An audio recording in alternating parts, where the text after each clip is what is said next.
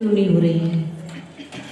अच्छे कर्म करते हुए अच्छे कर्म का फल क्यों नहीं मिल रहा है? सुख का उपाय करते करते भी व्यक्ति के लिए सुख क्यों नहीं मिल रहा है? कभी विचार किया है? आश्रव और बंध तो देखो, शुभा पुण्य से शुभा पाप से, शुभ से पुण्य होता है और अशुभ से पाप होता है। चल रहा है ना अपने लिए, सबके लिए। तो शुभ भी चल रहा है और अशुभ भी चल रहा है कि नहीं चल रहा है? तो अशुभ शुभ करते हुए भी जीवन में अशुभ क्यों आ रहा है?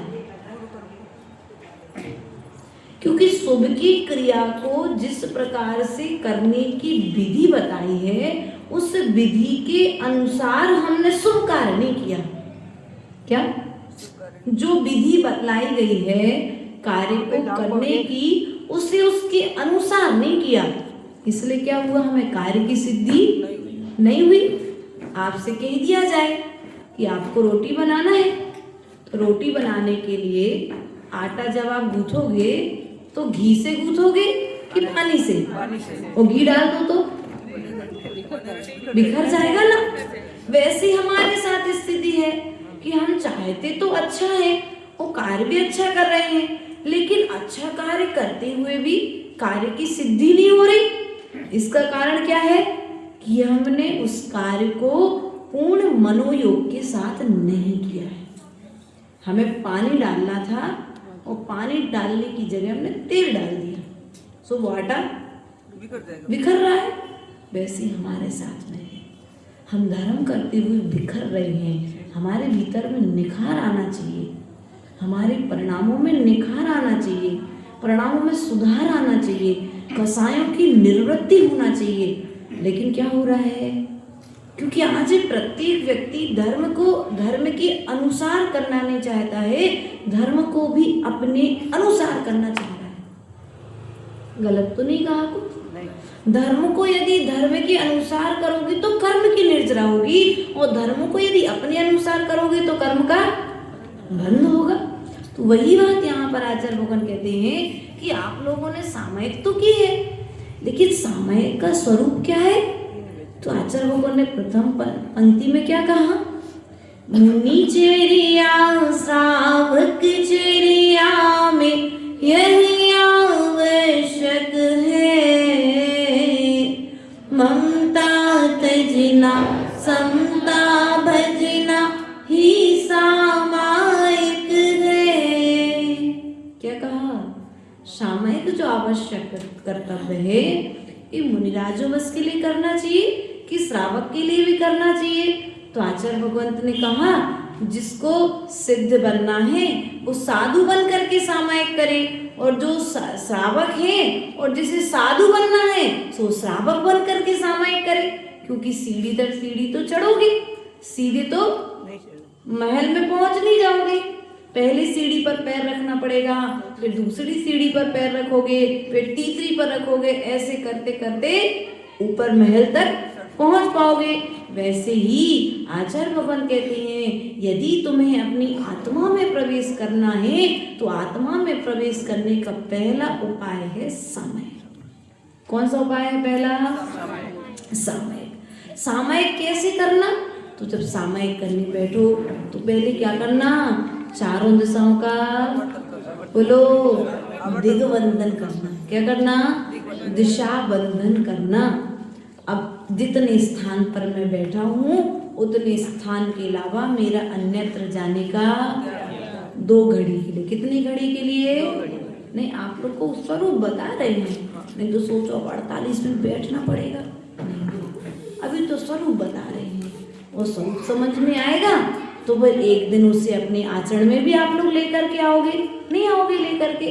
क्योंकि जो आचार्य गुरुदेव सदा एक बात कहा करते थे, जब हम लोग का प्रारंभिक काल था तो सामयिक करने में मन नहीं लगता था, तो हम लोग कई बार सामयिक, प्रतिमाएं वगैरह नहीं थी तो छोड़ देते थे सामयिक। तो अक्षरा दीदी आचार्य जी बताए हम लोगों से क्या कहते थे? जिसको अधिक समय तक संयमी रहना है, क्या रहना है? जिसको निर्दोष संयम का पालन करना है वो सामयिक करे। यदि संयम टिकेगा तो सामयिक के बल पर टिकेगा, वरना आया हुआ संयम भी वापस चला जाएगा। क्योंकि मूल रूप से स्थिरता बनती है सामयिक में। और आप लोग सामयिक करते हो तो सामयिक में भी क्या करते हो? बोलो, सामयिक में भी क्या करते हो? अरे माला तो करो। माला तो एक बाहरी निमित्त है, पाठ एक बैठने का अभ्यास है। जब हम लोग को सामयिक करना नहीं आती थी ना, तो आचार्य गुरुदेव बोलते थे आज 5 मिनट माला कर लेना, आध घंटे पाठ कर लेना, तो मन स्थिर होगा। धीरे धीरे जब मन स्थिर होगा तो फिर आंख बंद करके 15 मिनट की सामयिक कराई, और 15 मिनट की सामयिक कराते कराते धीरे धीरे ऐसा अभ्यास हुआ कि अब 48 मिनट भी आंख बंद करके बैठ जाए तो फिर सामयिक का मालूम नहीं पड़ता है क्या चिंतन करना। तो आचार्य गुरुदेव कहते थे कि सामयिक में तुम्हें क्या प्राप्त करना है, पैसा कि परमात्मा? परमात्मा को प्राप्त करना है तो परमात्मा के स्वरूप का ध्यान करोगे कि अपने स्वरूप का ध्यान करोगे? है आधार तो चाहिए ना। तो पहले प्रभु के स्वरूप को स्वाध्याय के माध्यम से स्मरण कर लो। क्या करो? स्वाध्याय के माध्यम से प्रभु के स्वरूप का स्मरण कर लो। और फिर जब प्रभु के स्वरूप का स्मरण हो जाए तो फिर ग्रंथ बंद करके क्या करो? उसे अपने भीतर में निहारो। प्रभु का स्वरूप कौन सा है? क्षमा। प्रभु ने कैसे कैसे जीवन में क्षमा धारण करी, मुझे भी क्षमा धारण करना है। जैसे जैसे उपसर्ग प्रभु के ऊपर हुए, क्या वैसे उपसर्ग मेरे ऊपर हो रहे हैं? क्या नहीं हो रहे? तो फिर इतनी आकुलता व्याकुलता क्यों? इतनी क्रोध मान माया लोभ क्यों? किसके लिए? अरे ये तो मेरा बुरा करने वाले हैं। अब सामयिक के समय में अपने किए हुए जो तुमने कर्म किए हैं उनका चिंतन करके क्या करो? त्याग करो। क्योंकि सामयिक श्रावक के जीवन में भी आवश्यक है और साधु के जीवन में भी आवश्यक है। क्योंकि श्रावक ही एक दिन साधु बनेगा और साधु ही एक दिन सिद्ध बनेगा। बनेगा कि नहीं बनेगा? इसलिए प्रयास करो। ममता तजना समता भजना। क्या कहा? ममता बोलो तो, ममता ममता दीपक भैया, ममता भजना नहीं, तजना। ममता तजना समता, समता भजना। समता क्या है? तुम्हारा क्षमा भाव। क्या है? तुम्हारा शांत भाव। तुम्हारा स्वरूप है समता। आपका स्वरूप क्या है? समता। तुम्हारा स्वरूप कोई कुछ भी कर जाए उसमें विकल्प समता नहीं जाना चाहिए। अरे सामयिक करने बैठे थे, बढ़िया पंखा चल रहा था मंदिर में और धोखे से किसी ने गर्मी के दिन है तो पंखे का उदाहरण जल्दी समझ में आएगा तुम लोगों को। क्या होगा? अब सामयिक करने बैठे थे, परिणाम बोलो कहाँ गए? अरे सामयिक करने बैठे थे, शरीर से मोह का, अब पंखे की हवा नहीं मिली तो परिणाम? वो सेठ जो सामयिक करने बैठा था मंदिर में और प्यास की वेदना सता गई, सो जाकर के अपनी ही बावड़ी में बैठा और तुम पंखे की राग करके बैठे हो सामयिक करने। आहा, सामयिक में स्वरूप का आनंद आ रहा है कि पंखे की हवा का? आहा, क्या हवा आ रही है। अब धीरे से एक झपकी ले लो। कोई देख नहीं रहा है, कोई मंदिर में है नहीं है, कोई देखने वाला नहीं है, तो धीरे से सामयिक में नींद भी कौन रोकने टोकने वाला है? नहीं भैया, जो स्वरूप में जागा हुआ है उसे बाहर में नींद, अपने आवश्यक कर्तव्य को करते समय उसे नींद नहीं आएगी। वो 100 काम करते हुए भी आवश्यक कर्तव्य के करते समय वह एकदम खाली हो जाएगा। जैसे माँ घर में कितना भी काम करे लेकिन बच्चे को जब दूध पिलाने का समय रहता है, माँ सब कार्य करते हुए भी समय बोलो माताओं निकाल लेते थे ना। जॉइंट फैमिली थी लेकिन फिर भी व्यस्त जिंदगी में भी आप अपने बच्चे को दूध पिलाने का समय निकाल लेते थे। उसी प्रकार आचार्य भगवान कहते हैं इस आत्मा को अनुभव कब करोगे? वही 24 घंटे पहरे थे वे ही 24 घंटे आज हैं और वे ही 24 घंटे आगे भी रहेंगे। एक भी सेकंड बढ़ने वाला समय तुम्हारे हाथ से निकलता चला जा रहा है। अब ये है कि समय के साथ तुम्हें सावधान होना पड़ेगा। आत्मा को भोजन कराने का समय कब निकालोगे? सामयिक का काल है आत्मा के भोजन का। आत्मा के भोजन का काल कौन सा है? बोलो। सामयिक का काल ही यह जीवस्योपकाराय तद देहस्यापकारकम तद देहस्यापकाराय तद जीवस्योपकारकम।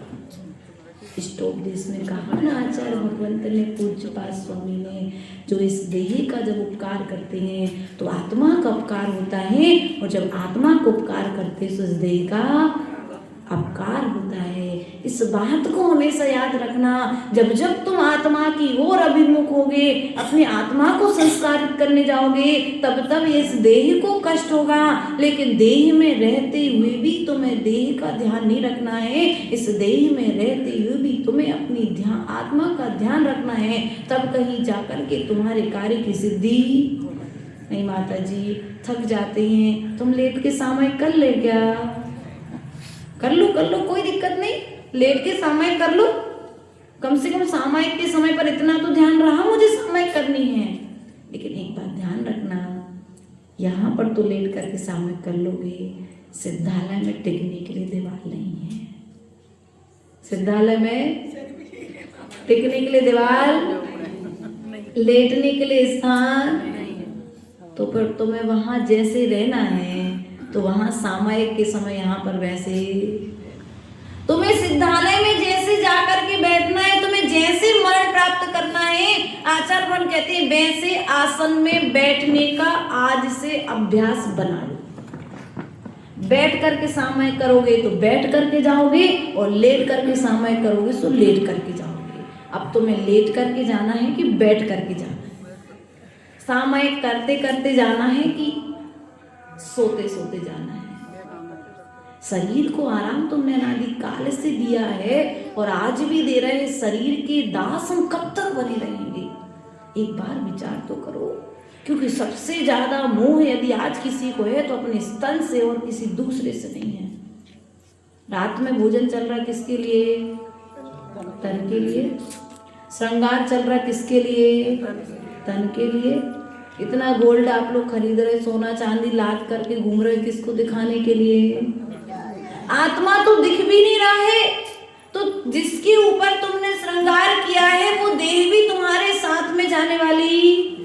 तो जाने वाला कौन है? चारित्र खलु धम्मो। ये जो शरीर है, इस शरीर के लिए तुम चारित्र का पालन करके इसे धर्म का साधन बनाओ, इसे पाप का साधन मत बनाओ। इसी देह से तीर्थंकरों ने साधना करके सिद्धालय चले गए, और हम इसी शरीर से साधना की विराधना करके नरक और निगोद त्रिंच की यात्रा करेंगे क्या? हमें कहाँ की यात्रा करनी है? तुम्हारे पास में विकल्प है, तुम चाहो तो शिखरजी जा सकते हो, चाहो तो गोवा जा सकते हो, पैसा तुम्हारा है। तुम जहाँ का टिकट कराओगे वहां तुम्हें एंट्री मिल जाएगी, वहां की फ्लाइट ट्रेन जो भी व्यवस्था तो वो पकड़ करके जा सकते हो। तुम्हारे ऊपर में, तुम जहाँ की बुकिंग कराओगे तुम्हें वहां पर एंट्री। अब तुम कहाँ की टिकट बुक करा रहे हो? सिद्धालय की टिकट बुक करा रहे हो कि नीचे की? परिणाम हमारे हैं, ममता के माध्यम से नीचे की यात्रा होती है और समता के माध्यम से ऊपर की यात्रा होती है। और हम कहाँ पर हैं अभी? मध्य में। कहाँ पर है अपन लोग? मध्य लोक में हो ना। 7 राज्यों की यात्रा करके आ गए अपन। कितने राज्यों की यात्रा करके आए? 7 राज्यों की यात्रा करके आ गए। मात्र 7 राज्यों की यात्रा से अब चाहो तुम यहाँ से नीचे भी जा सकते हो, और यहाँ से चाहो तो तुम ऊपर भी जा सकते हो। अब तुम्हें जाना कहाँ पर ये तुम्हें स्वयं डिसाइड करना पड़ेगा। जैसे तो अपना पैसा कहीं घूमने जाना है तो पहले देखते हो भैया टिकट कितना है, टिकट के बाद में फिर अपने जेब में देखते हो तुम्हारे पास पैसा कितना है, और पैसा देखने के बाद में फिर अपनी स्थिति परिस्थिति देख करके फिर बुकिंग कराते कि नहीं कराते। पहले प्रदर्शनी लगती थी, तो अब परिवार में मान के चलो 20 लोग एक साथ रहते हैं और 20 लोग रहते हैं, 10 रुपये टिकट है तो 20 लोग को जाना है तो 200 रुपये तो चाहिए पर व्यक्ति के हिसाब से। अब 200 रुपये घर में नहीं है, रोज की रोज कमाई होती है और 200 रुपये नहीं है तो क्या करोगे? दो लोगों को घर में भैया आज 20 रुपये कम है, आज 2 लोग रुक जाओ, फिर कल 2 लोग चले जाना, या धीरे धीरे करके सब लोग एक एक करके प्रदर्शनी की यात्रा देख के आ जाते हो। तो ये संसार एक प्रदर्शनी की तरह है कि नहीं है? अब तुम यहाँ पर आए हो इसमें एक रंगमंच की तरह, इस रंगमंच पर आने के बाद में हर तरह की व्यवस्था, हर तरह की फैसिलिटीज हैं। इस मार्ग पर आने के बाद तुम जहां पर जाने चाहो तुम उस रास्ते पर निकल सकते हो और तुम्हें निर्णय करना है कि तुम्हें निकलना कौन से रास्ते पर है, क्योंकि यहाँ पर सुख की यात्रा भी हो रही है, यहाँ दुख की यात्रा भी हो रही है। यहाँ पर रह करके तुम साधना करके सुख को भी प्राप्त कर सकते हो और यहाँ पर रह करके तुम दुख को भी प्राप्त कर सकते हो। तुम्हें प्राप्त क्या करना है? साधु इतनी गर्मी में आज हम लोग बैठे थे तो माता जी इतनी गर्मी में, मैंने कहा भैया किसको लग रही गर्मी? गर्मी किसको लग रही? शरीर को लग रही ना, लेकिन शरीर के निमित्त से कर्म का बंध तो कर्म की निर्जरा हो रही ना। पंखा चालू कर दो, अब भी वायु का एक जीवों की हिंसा होगी, पाप किसको लगेगा? बोलो।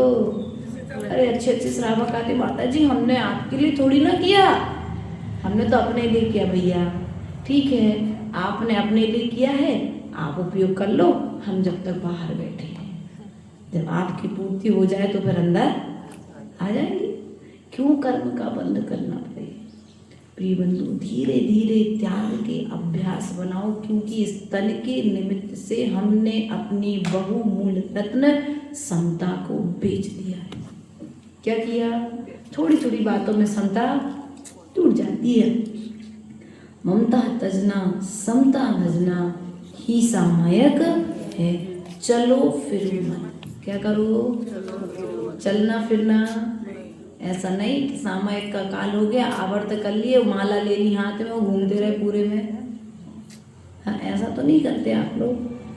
चलना फिरना नहीं, चलना फिरना बंद। मन का भी चलना फिराना बंद करो। तन को तो पहले विश्राम दे ही दिया अपन ने, लेकिन अब क्या करो? मन को भी विश्राम दिया कि नहीं दिया?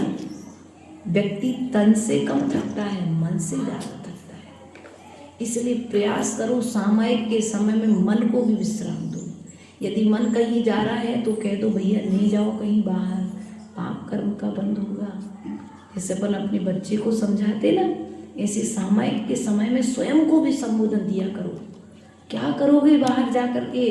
कम से कम 48 मिनट तो अपने विषय में सोच लो। मन से कह दिया करो, मन भी तुम्हारी बात को मानेगा, और मन यदि तुम्हारी बात नहीं मान रहा है तो फिर तुम्हारा सामायिक करना अभ्यास कराओ। धीरे धीरे बच्चा जब पाठशाला में आके बैठता नहीं है तो धीरे धीरे बैठाते कि नहीं बैठाते। और एक दिन ऐसा आता है कि बच्चा स्वयं कहता है माँ मैं पाठशाला जा रहा हूँ। क्यों भैया दीपक? पहले बच्चा पाठशाला आता नहीं है, धीरे धीरे साथ में लेकर के आते हो, फिर बैठने लगता है तो धीरे धीरे तुम व्यापार में लग जाते हो, उसे छोड़ करके चले जाते हो। और एक दिन ऐसा आता है कि बच्चा कहता है पापा मैं पाठशाला जा रहा हूँ, वो अपने आप स्वयं अभ्यस्त हो जाता है तो स्वयं। ऐसे मन भी बच्चे की तरह है, इसे तुम जहां लगाओगे, जिस जगह पर लगाओगे, जैसा विषय प्रदान करोगे वो वैसी दिशा पकड़ करके कार्य करने लगेगा। चलो फिरो मत, हिलो डुलो मत। क्या करो? सामायिक में हिला डुला भी नहीं है, बोल नहीं बोलो। ऐसा नहीं सामायिक करने बैठ गए और बातें करने लगे। 48 मिनट निकालना है एक स्थान पर बैठ करके, सो बैठे बैठे फोन उठा लिया और चैटिंग। हाँ करते हैं लोग बात। व्हाट्सएप की जितनी चैटिंग आई कम से कम 48 मिनट वो चैटिंग तो वो जवाब दे दें सबके। नहीं भैया, ये सामायिक का स्वरूप नहीं है। मोबाइल पर चैटिंग करना, मोबाइल पर मैसेज भिजवाना, मोबाइल पर अगर मान के चलो मन नहीं लग रहा है और शक्ति नहीं है तो एक बहुत विशेष राजमार्ग नहीं है, बहुत विशेष परिस्थिति में नमोकार मंत्र लगा लो, मेरी भावना लगा लो, 12 भावना लगा लो, स्वयंभू स्तोत्र लगा लो, भक्तामर पाठ लगा लो, आप कल्याण मंदिर पाठ लगा लो, उसको लगा करके एक तरफ रख दो।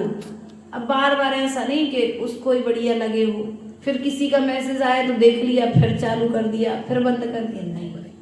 सामायिक के समय तो चलो फिरो मत, हिलो डुलो मत, बोल नहीं। ये है पहली लाइन में सामायिक का स्वरूप। लोग पूछते हैं हमसे, सावन भैया कि माता जी सामायिक का स्वरूप क्या है? सुरेश जी पूछा कभी हमसे किसी ने? है नहीं पूछा? हमसे तो बहुत सारे लोगों ने पूछा माता जी सामायिक कैसी करें हम लोग? तो हमने कहा भैया सामायिक करना तो जैसे भगवान बैठे हैं ना वैसे बैठ जाओ। कैसे बैठे भगवान? हाथ पे, कुछ भगवान हाथ सीधे करके खड़े हैं, कुछ भगवान हाथ पे हाथ रख करके बैठे हैं। बस सामायिक के समय में भी जिससे जैसा आसन लगाते बनिए। कोई कहेगा माता जी हम लोग तो बैठ ही नहीं पाते जमीन पर, घुटने में दर्द होने लगा, स्टूल पे बैठना पड़ता है। तो भैया कोई बात नहीं, उस स्टूल पर बैठो, उस कुर्सी पर बैठो, लेकिन आंखें बंद, नासा दृष्टि रखने का प्रयास करो। सामायिक के समय में ऐसा नहीं मंदिर में कौन आ रहा है, कौन जा रहा है, कौन पंखा चालू कर रहा है, कौन पंखा बंद कर रहा है, कौन लाइट चालू कर रहा है, ये टक टक की मत लगाओ। कौन कैसे कपड़े पहने हैं, नई बहू आ जाए और तुम मंदिर में सामायिक करने बैठी हो, अब स्थिति क्या होगी? है किसी के यहाँ की नई बहू आए और तुम बढ़िया सामायिक, अभी तक 40 मिनट तक बहुत अच्छी सामायिक चल रही थी, लेकिन अब वो नई बहू आ गई, मंदिर में आ गई, बाजे की आवाज़ आ गई है, तो एक बार देख तो लो कैसी आई है। धीरे से आँख खोल करके बस इतनी सी तो अपने मन को रोकना है। इतनी सी देर के लिए जो बाहर गया ना, अरे भैया मन से कह दो 5 मिनट और रुक जाओ, 40 मिनट हो गए हैं, 8 मिनट की और सामायिक रह गई, अच्छे से कर लो, फिर खूब आँख खोल करके के घर जाके देखे आना। क्या मंदिर में क्या देख रहे? तुम घर जाना, अच्छे से मिल के आ जाना, बात करके आ जाना, एक आध दो भजन सुना के आ जाना। क्या गाते तो दादरी वादरी क्या गाते है ना, जो गा के आ जाना। मन को एक बार कह दो कि लेकिन अभी सामायिक करने बैठे हैं तो अभी सामायिक कर दो। मन से क्या कह दो? अभी सामायिक कर लो, सामायिक के बाद में फिर मिलने चलेंगी, फिर बातें करेंगे, साथ में बैठेंगे हम तुम्हारे, लेकिन अभी सामायिक के समय पर कहीं नहीं जाना है। बोल नहीं बोलो, कुछ ना सोचो, कुछ ना चाहो, बस निश्चल बोलो। ये तो बहुत ऊंचे लेवल की बात हो गई, क्योंकि सामायिक के समय में कुछ ना सोचे ऐसा हो कैसे सकता है? कुछ ना चाहे ऐसा भी संभव नहीं है। और बस निश्चल, ये तो 7वें गुण स्थानवर्ती 6वें गुण स्थानवर्ती मुनिराजों के लिए लगभग संभव हो सकता है। अपन लोगों के लिए तो विकल्प रहते ही आ ही जाती है। कुछ ना सोचो, कुछ ना कुछ तो सोचने में आ ही जाता है। अगर अपना सामायिक के समय में अपना शत्रु सामने आ जाए तो 20 साल पहले उनने जो कही थी ना, हमने 2 घंटे पहले स्टोप देश की गाथा बोली, वो स्टोप देश की गाथा हम पूछेंगे या 2 घंटे पहले दोपहर की क्लास में 24 ठाना पढ़ाया, पूछेंगे, वो याद नहीं है। लेकिन 20 साल पहले जो पड़ोसी से लड़ाई हुई थी, वो पड़ोसी सामने आ गए, वो 20 साल पुरानी बुराई कब याद आई? 20 साल बाद याद आ गई। छयुत्सम देखो तुम्हारा कितना अच्छा छयुत्सम है कि 20 साल पुरानी बात भी तुम्हें आज तक, अरे शब्द टू शब्द, अरे हमसे पूछो कैसी कही थी, एक एक शब्द याद रह जाता कि नहीं रह जाता तुम लोगों के लिए। इसलिए प्रयास करो कि अच्छी बातों के लिए तो संग्रह करो और बुरी बातों का सामायिक के समय में याद करना है तो सम्मेद शिखर जी गए थे, सम्मेद शिखर जी की यात्रा की याद करो। सम्मेद सामायिक में बैठ करके सम्मेद शिखर जी की यात्रा कर लो, शुभ में उपयोग लगा लो। आपने मुनिराजों को आहार दान दिया था, उन मुनिराजों का सामायिक में ध्यान कर लो। आपने स्वाध्याय में कुछ अच्छी बात सुनी थी, स्वाध्याय की उस अच्छी बात का चिंतन कर लो। क्या होगी? कर्म की निजरा होगी। लेकिन आपने क्या किया? बोलो। सामायिक में बैठने के बाद में भी, सामायिक में बैठने के बाद में भी क्या चिंतन करते हैं हम? दुकान पर किसको क्या सामान देना है? कौन क्या, अगर किसी क्या शादी है या किसी का कुछ फंक्शन है, बच्चे का ढूंढ का क्या होता है, तुम्हारे ढूंढ का कार्यक्रम है ना, वो कार्यक्रम है तो क्या करो, किस किस क्या कार्ड रखना है, किसको कितने का लिफाफा बनाना है, पूरी तैयारी कहाँ होती है? सामायिक के काल में। और अरे ये लोग तो इतनी होशियार हैं भैया, इनके क्षयोपम को धन्य कहें कि सामायिक में भोजन तक की तैयारी हो जाती है। क्या क्या मीनू बना करके देना है, ये पूरी तैयारी आप लोग कर लेते ना। सामायिक में सुबह बढ़िया आराम से 5 बजे उठ जाओ, पति सोच रहा है बढ़िया सामायिक कर रही है पत्नी, लेकिन पत्नी क्या कर रही है? कब दिन हो सबसे पहले पानी छान करके क्या बनाना है आज मेनू में, भोजन की तैयारी कब करते आप लोग? सामायिक के समय में। इसके अलावा तो समय मिलता ही नहीं ना, या तो पूजा के समय में करोगे या सामायिक के समय में करोगे। हाँ देखो, दादी अनुभूत है, दादी व्रती है, प्रतिमाधारी है, कह रही सामायिक के समय में ज्यादा याद आती है भोजन कथा, इसलिए ध्यान रखो दादी। सामायिक को यदि सामायिक के स्वरूप की तरह करेंगे तो कर्म की निर्जरा कर पाएंगे, और सामायिक को हम अपने अनुसार करने का प्रयास करेंगे तो सामायिक करते हुए हम कर्म का बंध कर लेंगे। आचार्य भगवान ने कहा है, राग द्वेष मोह करो मत, विधि आवश्यक है, ममता तजना समता भजना ही आवश्यक है। राग द्वेष मत करो। सामायिक करने बैठे हो तो राग द्वेष का, ना किसी से राग की बातों को याद करना, ना किसी के द्वेष की बातों को याद करना, इसी का नाम सामायिक है। इन भावनाओं के साथ बोली भगवान महावीर स्वामी के परम पूज्य आचार्य गुरुवर स्वामी विभव सागर जी महाराज की जय।